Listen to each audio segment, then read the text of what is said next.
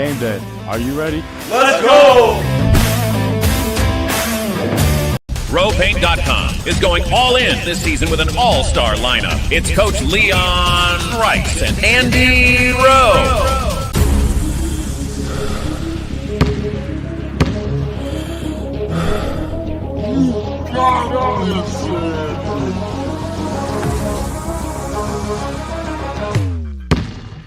Oh no. Want to just paint my house?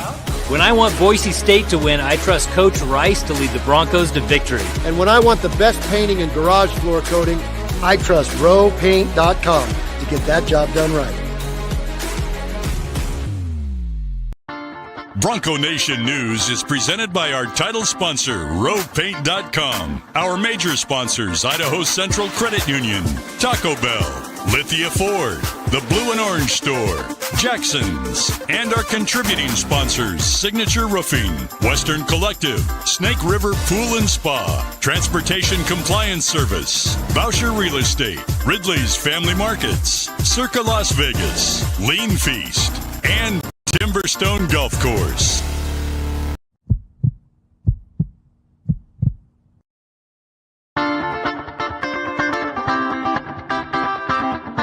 It's time for the Riley and Ridge Show, presented by Jackson's on Bronco Nation News.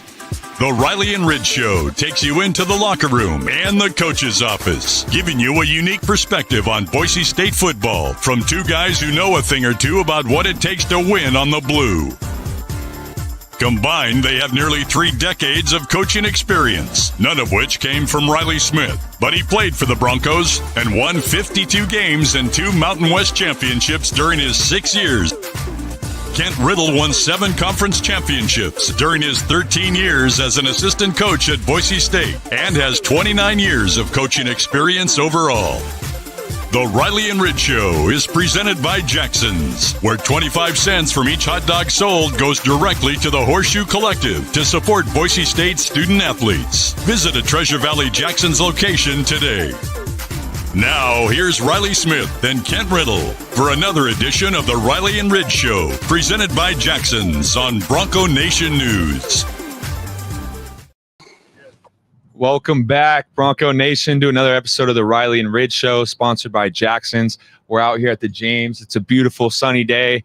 We got 2 big things this week. Number 1, we got the spring game coming up on Saturday. So make sure everybody goes out, supports the Broncos, see what the Broncos are going to be looking like for the 2025 season.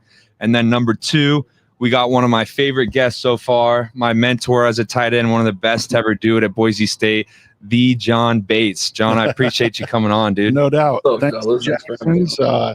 Thanks to John for coming on. Thanks to James for having us. Beautiful night out here on the patio. It's going to be a beautiful day Saturday for the spring game. So swing by the probably the James before and maybe hit up the Corso after. Same ownership group. Support Darren and Barry and the crew. Grab something from Jackson's on the way in, and then there'll be a ton of football alumni back there. Say hello to those guys. Watch what's happening on the field. And then, it's going to be a great weekend. But unbelievably excited to have JB on tonight. So thank you for joining us all the way from the East Coast. John's got some interesting family stuff going on. His wife's expecting their second baby anytime. So if he has to get up and leave in the middle of the show, don't be shocked. Thanks for joining us, JB. Yeah, thanks for having me on, guys. Good to see you all. It's been a while, but glad to be on here chatting it up with you guys. Yeah, well, and I think first and foremost, obviously, congratulations on the second baby coming, but also congratulations on a new contract. Keeps you with the Commanders for time to come. And we're all excited about that because, obviously you guys had an unbelievable run this year, and to be able to continue that and really, run it back almost with the same guys and then add in a few unbelievable, like all pro type guys. I mean, I would assume you could answer this better, but expectations are probably high there right now. Yeah, I mean, shoot. it's super exciting around this place. Just, I mean, what we were able to do last year with the season and just kind of, I think, shocking everyone, not ourselves, but just kind of shocking everyone. Like, no one expected us to do anything like that over the last couple of years and what it was like before. And so obviously the standard that we have is kind of based off last year, and no doubt about it, we want to be back in that NFC championship game and obviously winning that one and going to the big show. So yeah, but man, it's super exciting to be back. Like, for me, the first 3 years were kind of a tough sledding with our team. Didn't make it to the playoffs, you know, first 3 years, and then to have the success that we had last year, and you know, for them to bring me back for another 3 years really means a whole deal to me, just to be able to continue to be a part of that success for this team and this franchise. So it's no doubt, man. It looked like a fun offense to be on too. Like when you were watching the games, it looked like everyone was just fired up and excited, and they had some creativity, dude. I was fired up watching it. Oh yeah, dude. It's a fun system. Like Cliff Kingsbury, coming with his system, it's kind of like that, you know.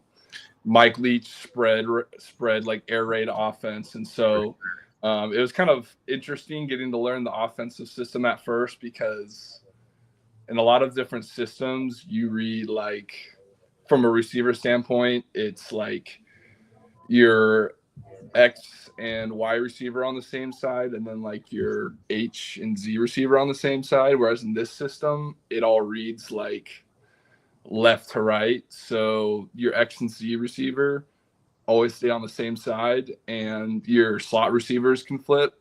And that was kind of like the whole deal behind the air raid offense, was to be for like the up tempo spread offense, was to be on it quick, so you keep those outside guys on the outsides, and then you flip the slot receivers. And so that was a whole new learning curve that I had never learned before. But man, no, like just the, you know, how dynamic Cliff is with the offense and all the different things we're able to do. It was cool the way you guys mixed in, though, the, you know, so much 12 personnel and the really NFL run game and play action. You know, one of my favorite plays watching last year was what almost iced the game in your I'm trying to think who you were playing before the Eagles, but you were playing fullback and snuck out on a flag route and hit a big play that in theory put it away, but in the NFL the game's never over till it's over, right? Yeah, no, I mean, and last year it was literally just like our team was a testament to that. I think no doubt. I legit think the last 5 games. Yeah, the Bears game too, but the last, I think, 5 games of our season literally were all buzzer beater, like no time left game winners. Yeah. Which I had never been a part of. Like, it's one thing to be a part of like 1 or 2 of those in the season, but literally like 5 games in a row plus a 6th one with that Bears game, like, dude, oh my gosh, like kept the momentum going, dude. It's talk about a roller coaster. Well, I think that's something people forget about the NFL. Like the average margin of victory, I think usually, I don't know what it was last year, but most years it's right around 3 points. Yeah. So I was talking to Chris Strasser not that long ago, and he was talking about every game they had at that point in the season. So I guess it was a little bit ago because it was during the season, had come down to the last possession of the game. And it was like 7 games, 8 games into the year or something. So like you talk about having to be prepared and be prepared to play like the full 60 minutes, you better be ready to go, because that's probably what it's going to take, right? Oh yeah, exactly. Like, it's like you said, it's never over till it's over in the NFL. And I mean, just like with how dynamic offenses are now, like you can see a team like the Chiefs or the Bills go up and down the field in 20 seconds from their opposite 25 and score a touchdown. It's just crazy how different it is. Well, and kickers are so good, right? I mean, if you get anywhere near the 50, you got to believe you got a chance, right? Yeah, because I mean, I think most kickers in the NFL, like realistically, can hit a 60-yarder. So like you get in that field goal range, man, and it's like you got a good shot for a kicker and winner from there. Are you still on the wing? Yeah. Nice. Oh yeah. Still on the wing. Still have there since. So it's the brain right there. It's not too bad. The spot in for me, those guys take a beating. So for sure, yeah. But I'll take it. John, we got a question that came in on Facebook, and I'm going to rephrase it a little bit. But you said the first 3 years were kind of tough, and then this year you guys, obviously, like you said, exceeded everybody else's expectations, not yours.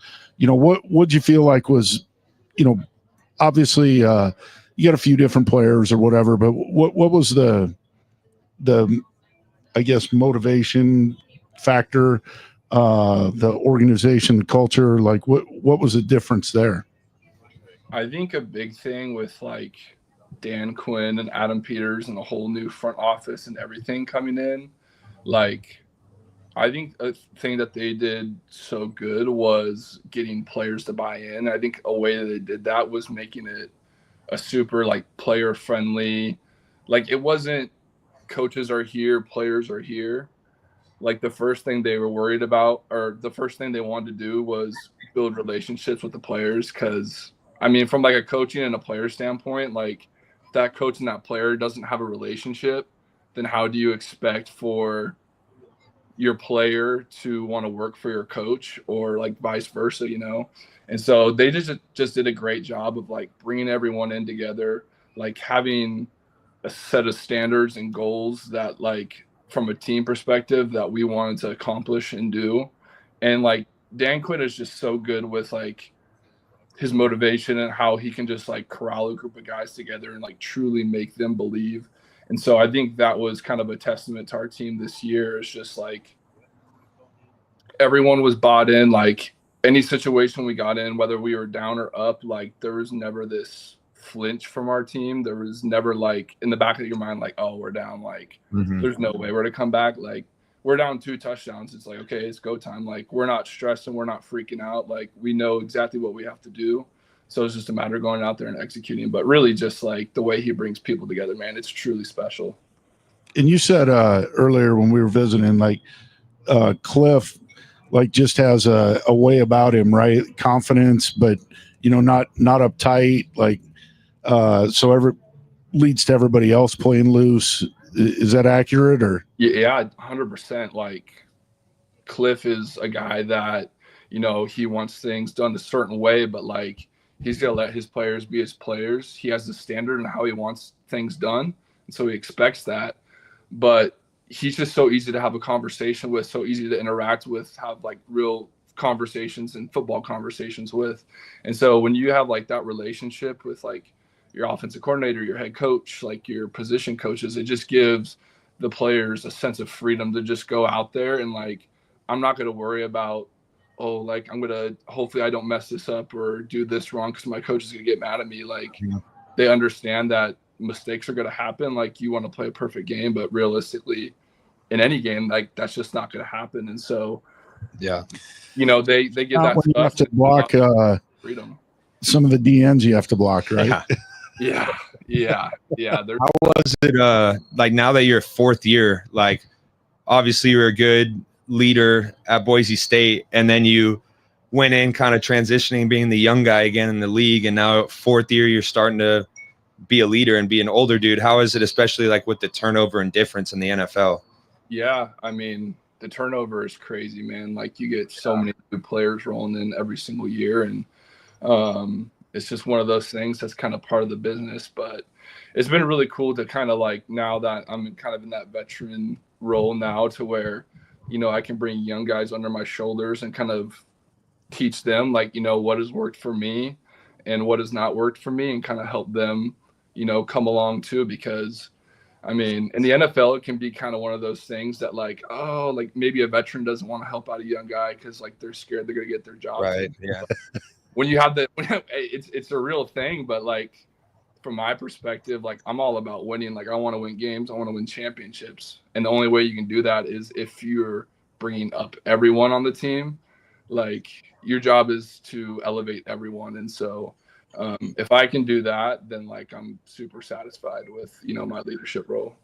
I think, one thing, and we obviously have more Boise State people watching this than anything, but you obviously haven't caught a ton of balls really. Last year was probably your lowest even, but yet the team brought you back and you got a good contract because you're probably a unique guy in the NFL. I mean, there are very few tight ends, and we talked about a year ago, I think, but about this, but there's not a whole lot of tight ends that they trust to like block defensive ends in pass protection or in the power run game, stuff like that. For sure. And I think you bring a unique talent for that. And I don't think everybody always recognizes that.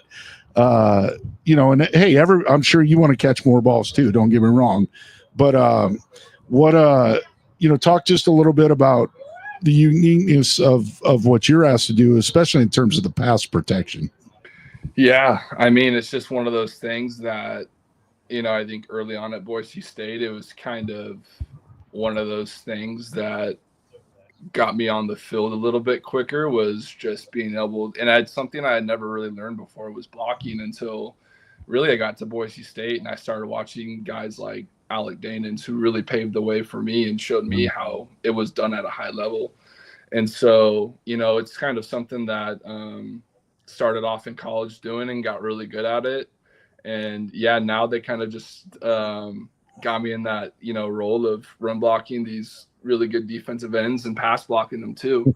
But it's something I take like a ton of pride in because like just coming from Boise State and the type of players we have and like guys like Al, who are like an absolute stud of that type of stuff, like you take a lot of pride in that. And like coming from here, like from Boise State, man, like people, like it may not be the most shiny role on the team, or like you might not get all the touchdowns and catches and stuff like that, but there are people who see that inside the building, coaches and players and stuff like that. So I try to take a lot of pride. For sure. And I would say we're probably the last two people that are surprised by that.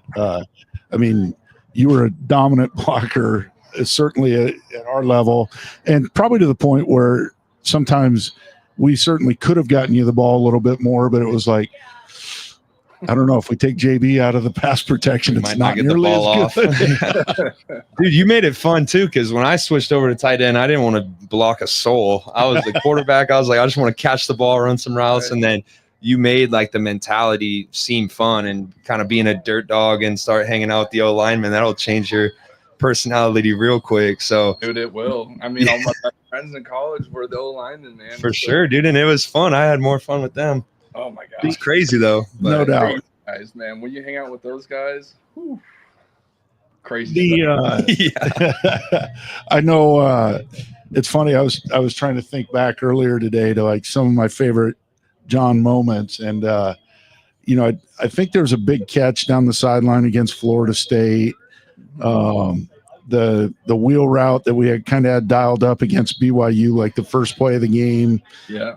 That might have been the only good play that game. That was rough, but I think my favorite is like we had that fourth down against Air Force, and John's like, "Run it behind me," and everybody in that huddle was like, "Hell yeah, that's what we're doing." And I think it was George at the time, like right behind John, and easy first down. John's got like the DN, the outside backer, got like 8 yards downfield. Yeah. It's like, all right, we're good. And the sweep too. I remember running a sweep for the first time, and I'm like, I was shitting myself. I didn't know what I was going to do.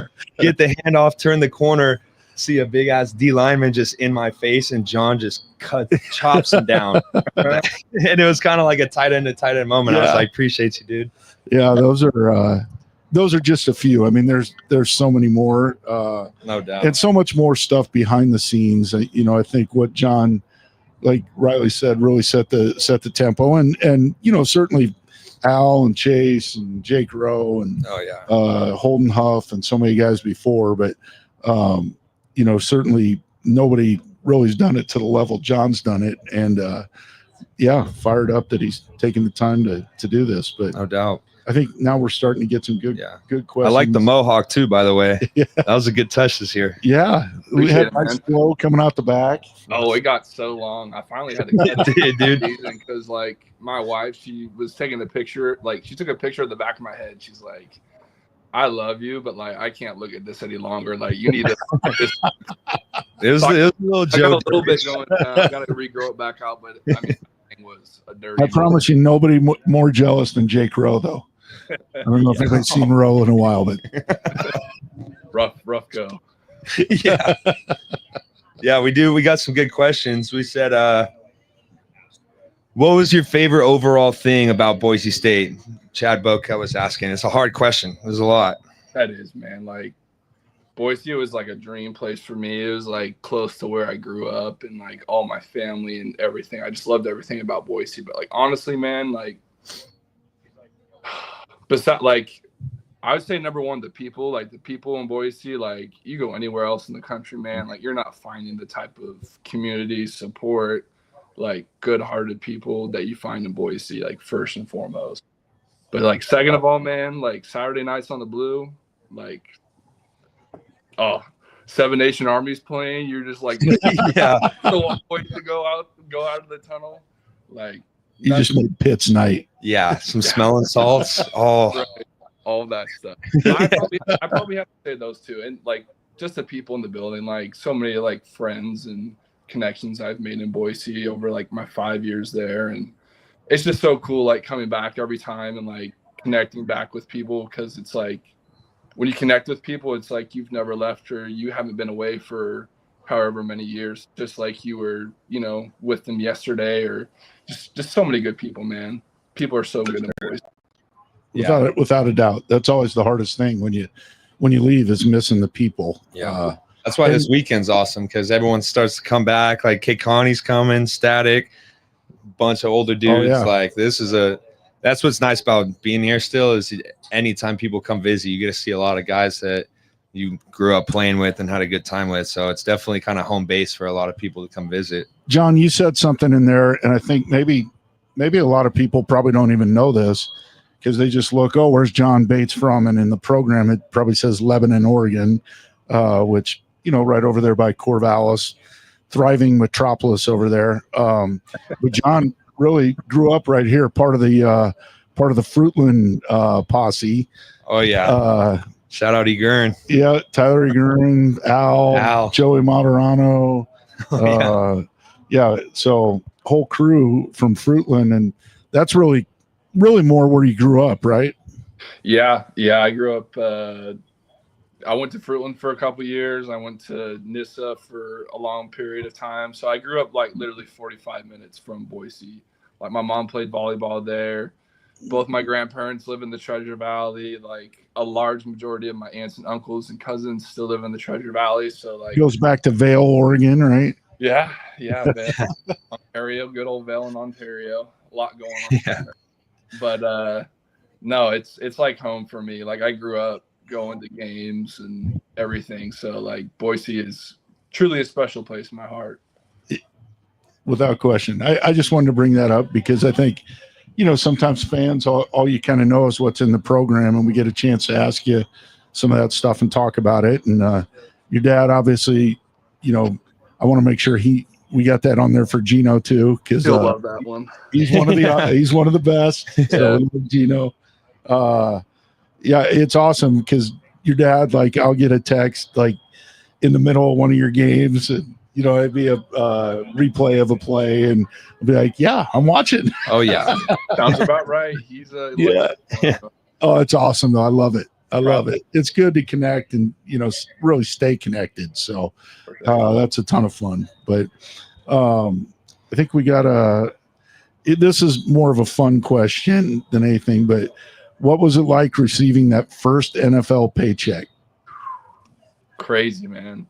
Like, you got college guys making NIL money now, but like we were making. Yeah, now it's not that big a deal. Some guys are probably like, God, I'm taking a pay cut. No, we were making like $1,200 a month. Yeah, stipend, not in the summers, just nothing like in the summer. School year. And so, like when that first paycheck hit, I was like, "This is insane." Like I literally was going. I remember like. Because me and my wife drove cross country, drove out here to like move into our rental like 2 weeks before training camp, and I had like $3,000 in my bank account, and I was like, we're just gonna make this last, and then all of a sudden that hits, and it's like a completely different world. It's surreal, though. Like it's crazy, man. It really is like truly a blessing. Yeah, and John's, he's been awesome. Like you're not out there trying to see how fast you can blow through it. You're doing a good job of taking care of your money and being smart with it. So that's as a coach is one of those things that makes me excited for you to know, like, because we've talked about this, but football, I mean, obviously now, you know, you've got a second contract and that's a better deal, but at some point it's going to come to an end, and there aren't a whole lot of other careers where they give you that check after every game and it has that many zeros on it. So at some point that kind of runs out, and you got to do good things with your money so you're ready for that next step. Oh yeah. Exactly. Got to find different avenues, different ways to keep money going once football's For sure. over with. What's been your favorite like fun purchase though? Fun purchase? Oh man. You've had some good vacations, huh? Yeah, I would honestly probably say like vacations. Like my wife and we went to Turks and Caicos in February, which was That's cool. So nice, beautiful water. No doubt. I mean, probably my house. I bought my house after my first year, which is a big purchase. That's big time. Yeah. Yeah. Personal wise though, like functional. I bought a after my first year, but I mean that's pretty much it. I don't do a lot of big time spending, so yeah, that's good. Yeah. I like this question too. I've always thought about this, like, is like the Mountain West and like other group of 5 schools, is there like a camaraderie or like any like guys that we played against that were kind of like our rival schools? Does that carry over into the NFL, or is it kind of just all like washed away when you mix up together? Yeah, no, I think it does, especially like for guys like tight ends, like for me, like Trey McBride, like whenever I see him, like I saw him the last 2 years, and we've always said what's up to each other. Like one of my teammates, Cole Turner, who's actually a tight end, he played at Nevada, and like we always throw shit at each other back and forth all the time. Yeah. He always says that Nevada is God's country, but I always swear that Boise is. We always go back and forth about it. No doubt, dude. No, it's actually cool though. Like it's crazy how many Mountain West players make it in the NFL. Like people can say all they want about Power 5 schools, but like any group of 5, especially Mountain West Conference guys, are in the NFL. For sure. Not only in the NFL, but playing for like an extended period of time is really, really cool to see. So definitely like there is that little bit of interconnection amongst like Mountain West guys. That's cool. Especially tight ends too. I feel like there's a lot of good Mountain West tight ends. Absolutely. No doubt. No doubt. And you got J-Mac there too. So if anybody gangs up, you know, at least you got some backup on the Boise State side. Right. How fun was that to see a guy like J-Mac, you know, for all he's been through? I mean, shoot, he was a senior, or he was 1 year with you? He wasn't a senior. Freshman year. He was like and then you went on and played 4 more years here. Yeah. He's been in the NFL that whole time, and then, you know, comes full circle around and has a, you know, really probably his most productive year with you guys last year. Yeah. It's just like, I mean, J-Mac is such a good player, and like he's obviously kind of had a crazy journey in the NFL, but like what he did with his opportunity last year, man, was like so cool to see. Just like the way he's grinded through like some injuries and just kind of going, you know, through a couple teams to finally get here, you know, make his spot on special teams. I think first and foremost was huge for him. I mean, dude's a beast on special teams, making plays, like destructing blocks, all of it. And then, you know, when his time comes to shine, when it, you know, ball needs to get in his hands, like dude's making plays, scoring touchdowns, like important plays in big time games too. No doubt. Yeah. It's been really cool to just like reconnect with him, and like just all of his hard work and dedication over that time, you know, really like truly come to fruition. And so Max is an awesome dude, man, and I love just knowing his personality, and then, you know, his kind of story on top of it. I'm guessing he's a popular guy in the locker room. He is, yeah, dude. For sure. Likeable guy. No doubt. Yeah. Yeah, as I'm sure you are too, but maybe you might be a little quieter. Maybe just a little bit. Hey, we always get this question anytime we get tight ends on here. Do you have any good Coach Riddle stories or any times where he like blew up on us? Or no, we got some. Like my freshman year, I used to fall asleep during fall camp a lot. Yeah. They were really long days. And so there was numerous times, like in the tight end room, there's like 3 rows of chairs. Mm-hmm. It was like the middle row against the wall. And so it'd be like, I don't even know, 7 o'clock at night or whatever. And we're watching like practice film or whatever. And like that wall would be like to my left. And so like I would kind of nestle up against it. And I'm like dog shit tired. And so like I'd be watching and like Rid would be coaching. And like next thing I know, I'm like getting like a red light in my eye. And that was the go-to. My eye, like telling me to wake up. That happens to me a lot of times. Nobody had it like quite like Pistone. Yeah. Pistone. Oh yeah. I think all you guys were hurt that one year, and we were going to have to play like the spring game with, I think, Pistone and Jake Knight, and like they didn't know hardly anything.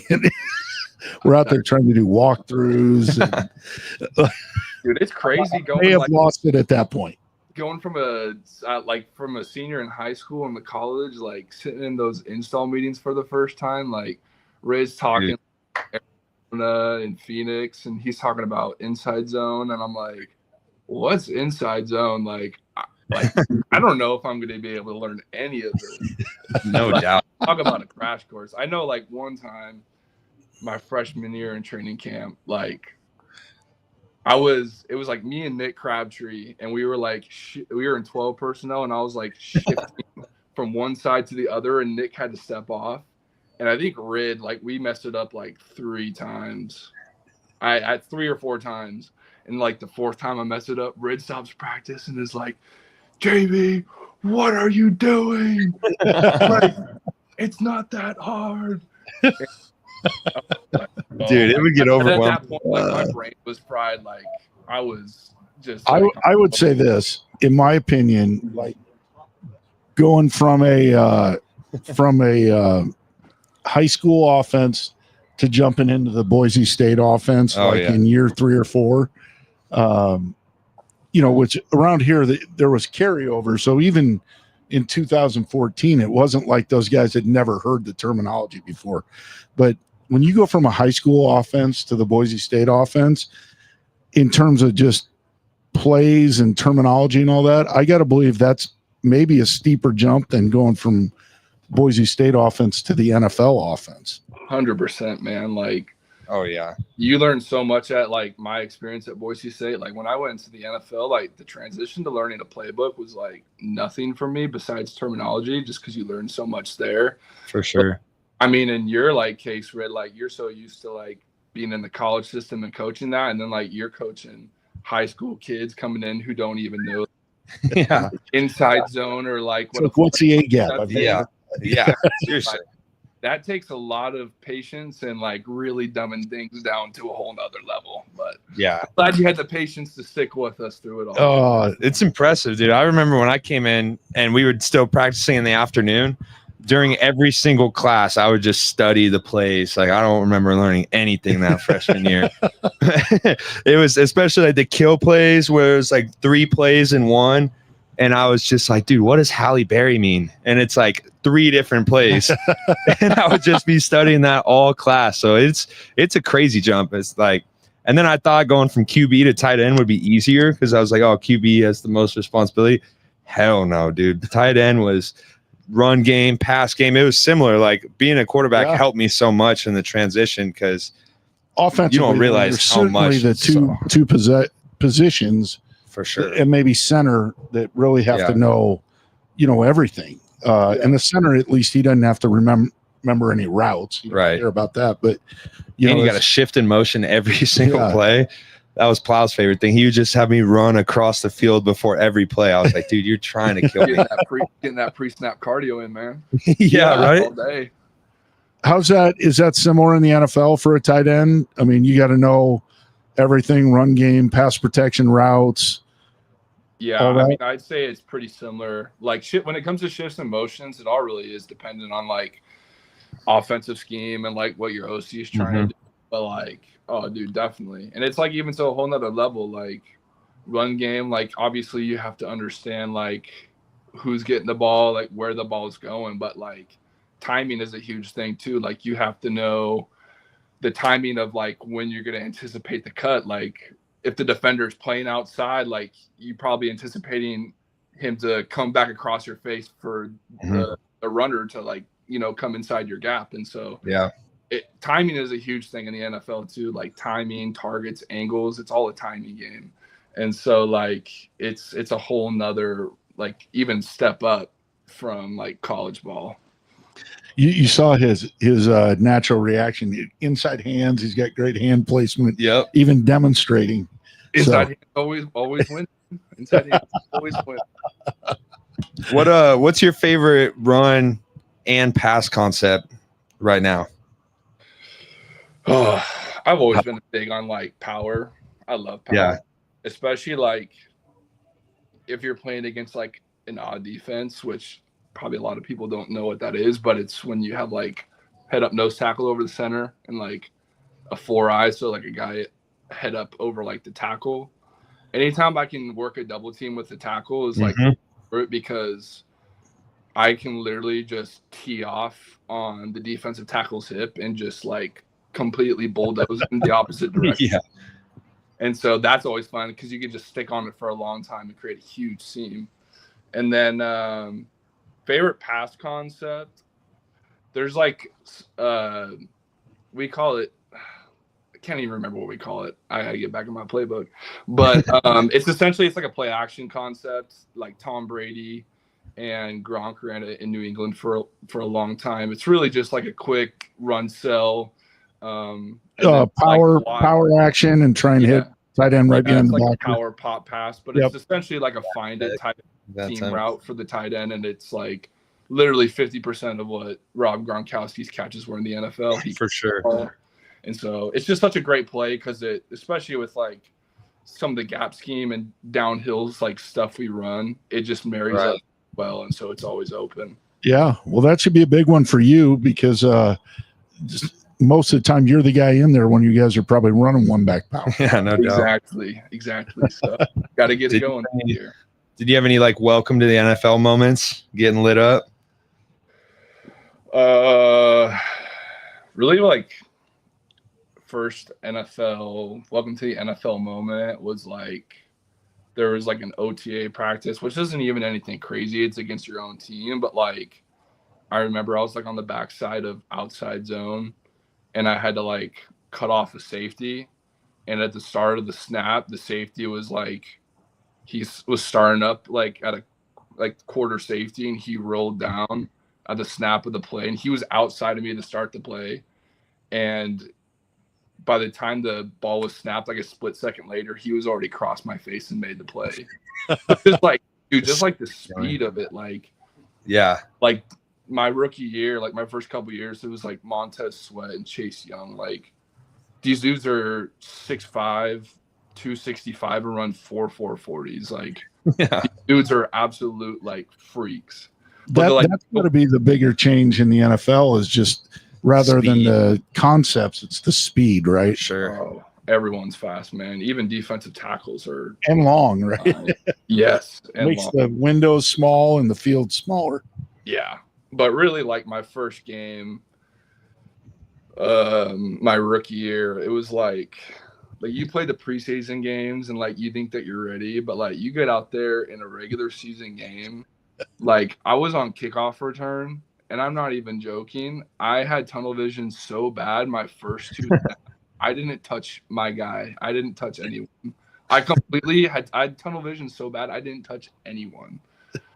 But luckily we played a Thursday night game, so like we skipped over that and I learned very quickly from that mistake and we were all good after that. Yeah. But that's a big deal, right? How fast can you adjust? Oh man.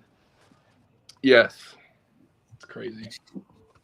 Yeah, if you want to stick around long, don't make the same mistake very often, right? Yeah, you what is it? fool me once, shame on you. Fool me twice. Yep. Something like that. Gotta get it. Fool me twice, find a new team, probably, right? Exactly. Dude, margins, that's another thing. Like, the margin for error in the NFL is so small. Yeah. Like, in college, man, like, I don't want to say you can afford to have a bad day, but like, everyone's on scholarship for the most part. So it's like, oh, you have a bad game, like a not great game, like not great couple of practices, whatever. Like, you can live because you're on scholarship. Like, you're going to be there, right? And like Security. The NFL, dude, it's like your sense of urgency, like every single day you have to show up in the building with like the sharpest mind and the most like complete focus, because there are so many guys out there that are would do anything to have your job. And no doubt, right? Anyone even a sliver chance to like take that opportunity from you. And so like every day at practice, like everything you do, it's like such an attention to detail. Like, you're focusing on everything that like is in the play, like the way your footwork is, like what foot you're planning out, like what your split is, like all these different things. It's such a heightened awareness. Just like, you can't be comfortable ever in the NFL. And even like, that's something I've taken along with me to this point, and I always will be, because like, you got guys who are draft picks coming in, and it's like, oh, like, I'm this draft pick, whatever. But it's like, oh, like, you were drafted, but you haven't made the 53-man roster. Like, you still got to go through OTAs. You still got to prove yourself to the players and coaches. And then you have to play good enough against these grown-ass men and still make the team, which is 53 guys. And, like, in a tight end position, like, if you get 4 guys on an active 53-man roster, like, that's pretty crazy. For sure. How was it on your body too? Like, compared to college, you think it's harder or similar? It's harder because I'm older now, and I'm not even like crazy old, but like old. Tell me about it. Old head. And like, just, I mean, the players in the NFL are just so explosive and strong, and like the collisions can be like insane because it's just so much power and force hitting each other. Mm-hmm. But I mean, it really is like a game by game thing. But like, you definitely come out after a game pretty similar to college. Like, oh, I feel like garbage. I'll probably feel like garbage for a couple days. Yeah. Really, at that point, it's just like doing all the body work and stuff after the game and before the game to make sure you're feeling as good as possible. So, and that's part of being a pro, right? Is taking care of your body and preparing it for the season, all that.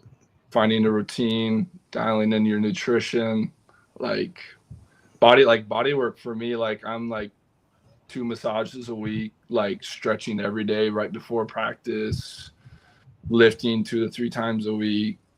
I'm like seeing a chiropractor, body specialist twice a week, like right after the game and like Friday before the game. So it's like, it's quite a routine, and it makes the days long. But if you can find a routine that works for yourself and keeps you healthy, like the best quality in the NFL. Yeah. Available. It sounds a lot like Avery, like in college. Yeah. Yeah, right. and I'm only saying that because we got the draft coming up, and there's so many guys that are, we've talked to a bunch of players that watch and all that stuff. But I mean, wouldn't you say part of the advice would be like train from the moment you get in college, like you're preparing for the NFL, but have that blue collar mindset, like I'm not ready for the NFL yet, and keep learning and growing and be the best you can be every single day. But don't wait until after you finish playing to start nutrition, stretching, all that stuff. I know. Yeah. Like, I mean, that's something like, especially for college guys. And I think that's like, if anything that I regret, I wish I would have known more or done more of that in college, was like body work and like all that extra stuff. It's just something I never really did until I got into the NFL, and I'm watching all these veteran guys, and it's like, oh, well, and time's part of it too, right? I mean, you're not trying to go to class and but it's like definitely an important thing, especially for like young guys, just to keep doing from like a young age, just to kind of get routine and that habit of truly taking care of your body the right way. What about Jaden Daniels, like him coming in, like just obviously being a baller as a rookie? How has he impacted the team? Dude, big time. Like, I'm gonna tell you that, like, special player. Yeah. Arm talent, like, dude can put the ball anywhere, has like great touch on the ball, accurate. Dude's got freaking wheels. He can fly. And just like so smart and savvy too. Like, if like you met him in person, like you would think he's legitimately like a 7-year NFL vet. Like the way he is, and like talks about the game and understands like processes, like that. I feel like rookie transition for him was like nothing. Like he was just like so mature and like so even keeled for a young quarterback. Like it's unlike anything I've really ever seen before from a young quarterback. Well, you guys can probably talk a little of the same verbiage too, since Zach Hill was your coordinator and his coordinator when he got into college. Right. Yeah. We were able to talk about that there a little bit, which is kind of cool to have that connection. So, but no, like dude's a baller. He's a problem, future problem. He's got the clutch gene too. It's absolutely pretty sweet. Like you were talking about those close games, just finding a way to make it happen. No moment is ever too high or too low for that guy.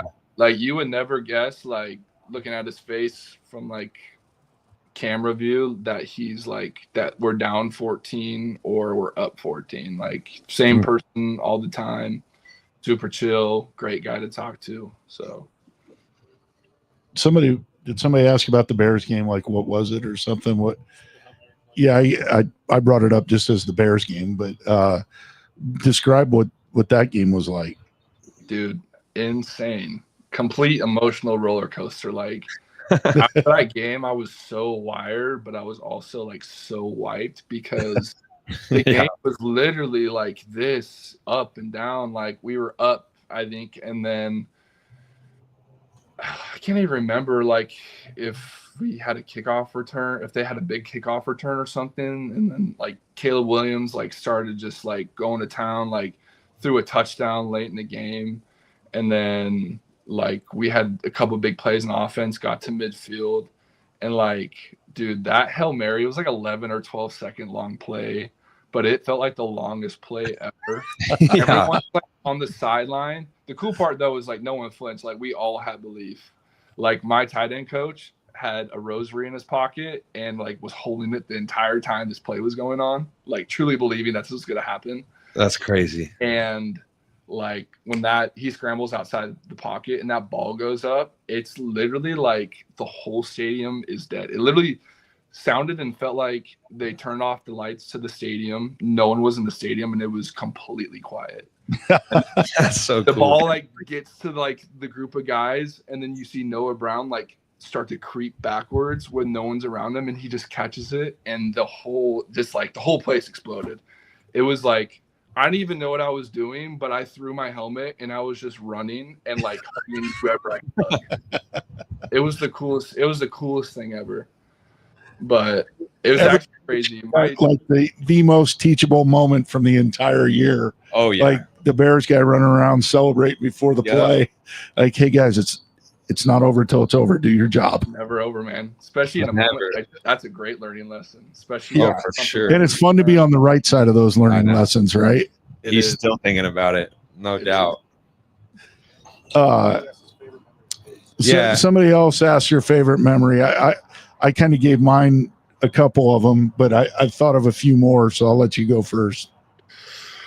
I think a couple of like my favorite moments, probably like the 2 conference championships that we won. Those were super special, obviously because you got a ring, but like go through the whole season, like off season and fall camp, and like the whole season grinding with everyone that you've been with throughout the whole year, and just putting so much like time and effort into it, to see it like truly come into fruition is like something special. Like getting to go on the stage and like hang out with your boys afterwards and like celebrate with a trophy and blast music. Like it's an amazing feeling. Probably though, like one of my favorite games though was when we went to Florida State in 2019 just because like everyone's.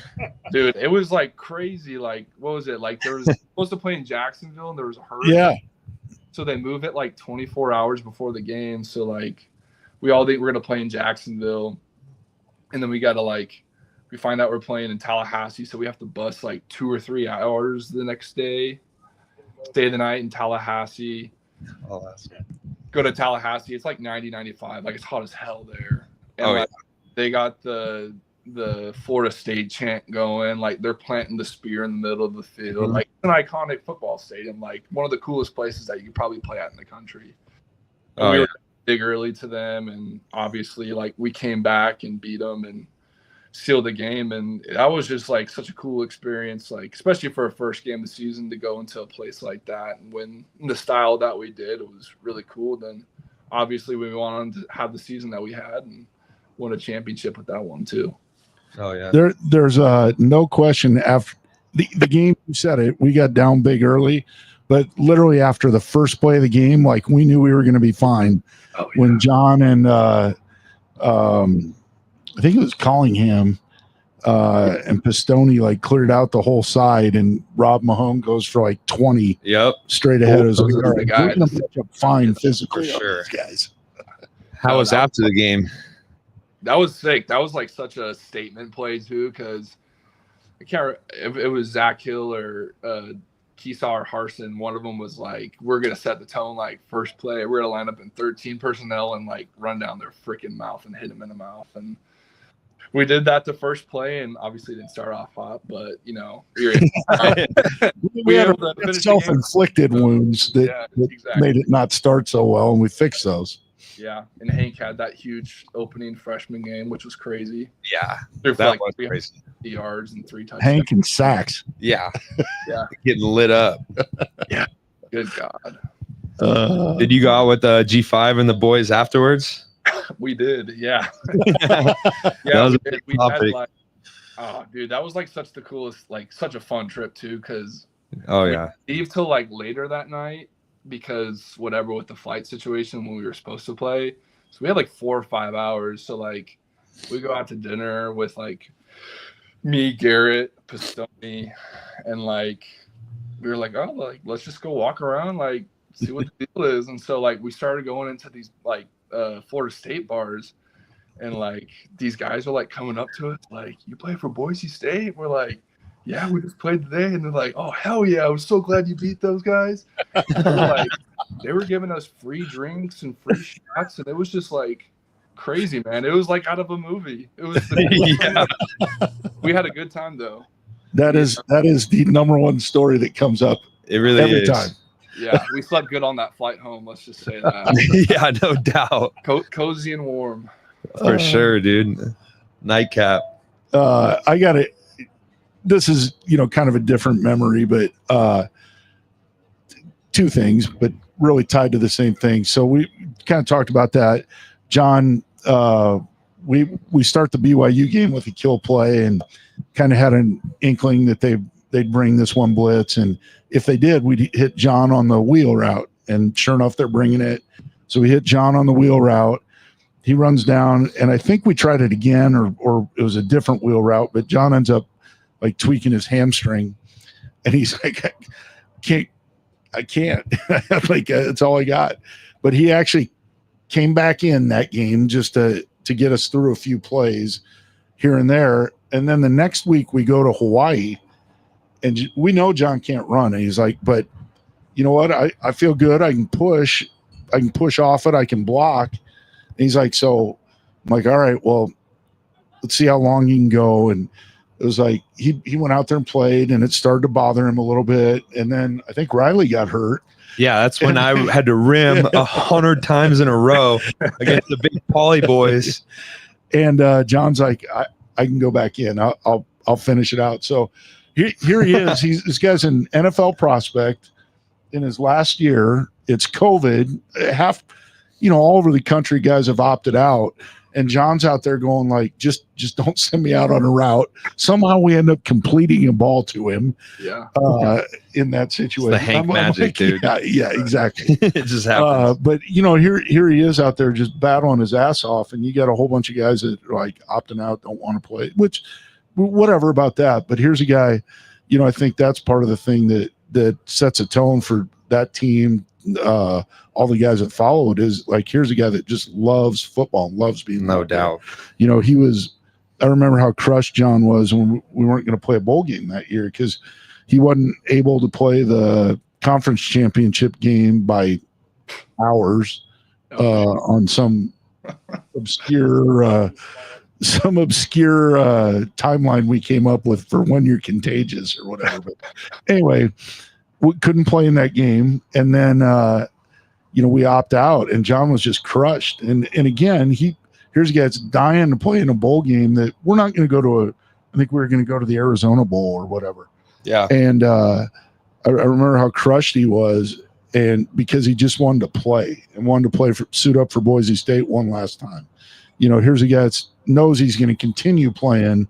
And, but I think about the impact that's had on so many people that follow, that kind of mentality and all that. So anyway, those are the kind of moments that stick out to me. It's not, trust me, there's plenty of, I remember the first touchdown. I think that was against the Wycene, against Air Force, I believe. Mm-hmm. Yeah. UConn. Oh, that's right. Yeah, we hit the bigger one against Air Force. Yes. The one versus Air Force was widen the safety, slipped in. Yep. Yeah, it was like a corner or something that turned just into a scene. That was first blackout in a long time. Yep. Oh, absolutely. Yeah. That's why we kept being able to wear it. President Trump with her tweet saying, we blacked out. Yeah. There's so many things. We remember a couple blocks where John's got the guy just like 10 yards downfield, and it looks like the movie The Blind Side. Like the guy's just like, let me go. But there's so many things like that. But like I said, to me, what I'll remember is just how much he set the tone, the tempo for the teams he was on, and I think the tight ends to follow. Agreed.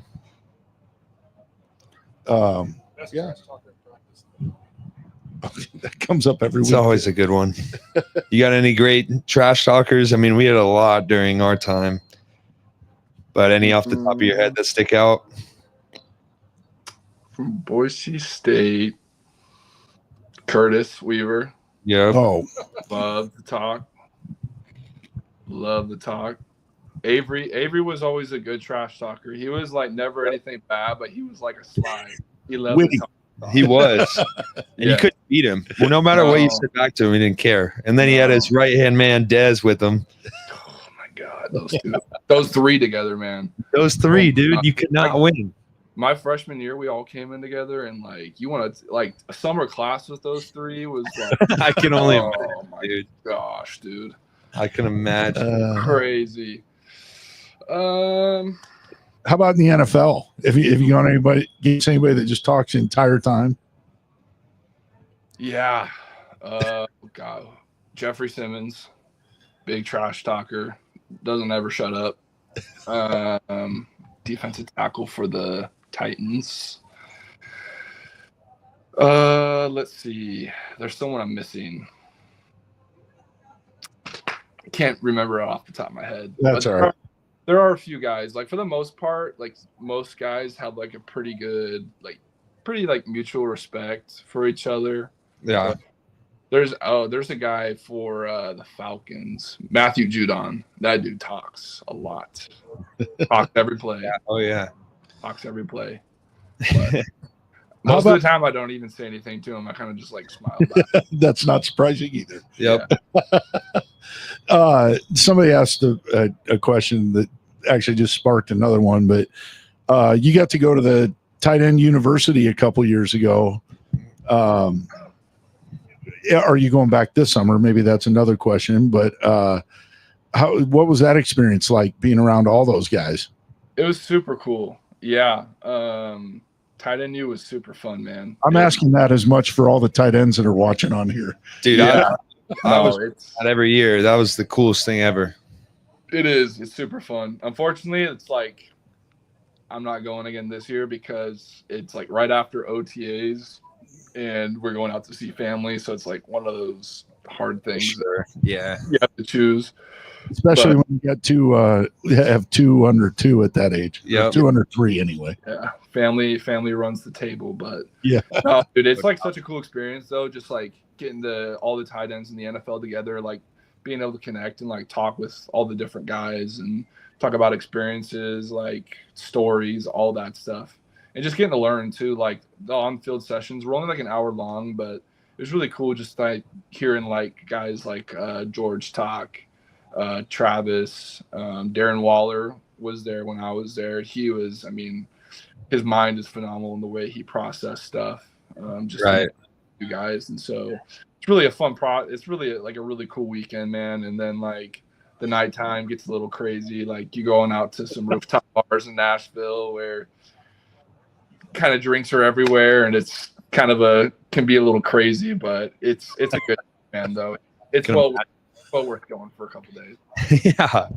Sick. The tight end's best group to be around. No doubt. Definitely if the most fun. You wanted to go, with somebody and know that, you're going to have a good time and not get into trouble and just have some fun. Like that's the group you want to be with as a tight end. For sure. Trust the tight end, man. Like, Got to. Somebody wanted to know if George Kittle's the funniest tight end.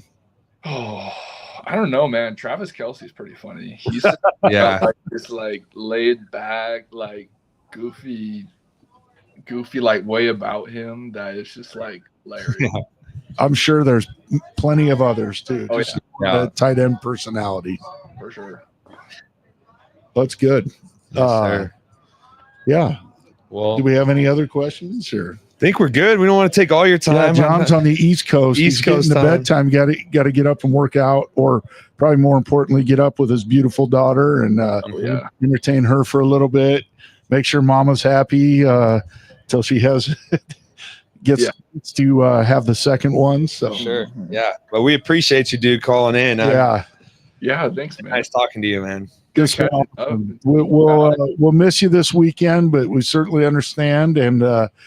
Tell Keegan good luck and hope she's feeling good enough and feeling great here in a couple weeks. But yeah, we'll be thinking of you and we'll have a cold one for you. Heck absolutely, a couple for me, please. Yes, sir.